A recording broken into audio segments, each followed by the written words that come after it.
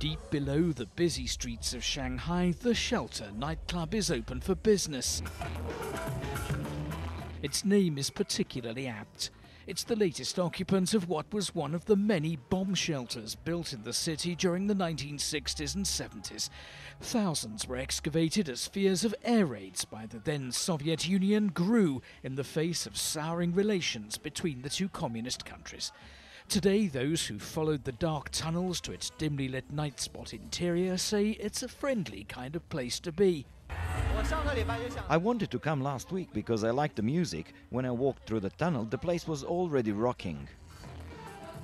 Founder and co-owner Gary Wang has another reason to find the bunker particularly appealing. The most important thing is that we can play the music we like in this place. Most of the bomb shelters have now gone, demolished to make way for Shanghai's sprawling subway network. Historian Jim Dalu says those that survive are let out by the government. For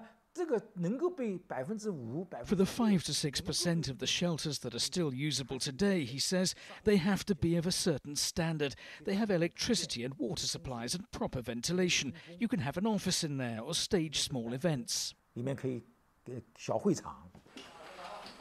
Local wine distributor Ruby Red is another occupant of the old bomb shelters. The firm says the naturally cool temperature and relatively moist atmosphere is ideal to store its products.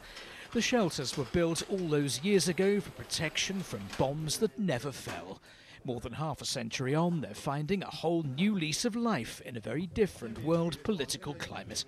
Paul Chapman, Reuters.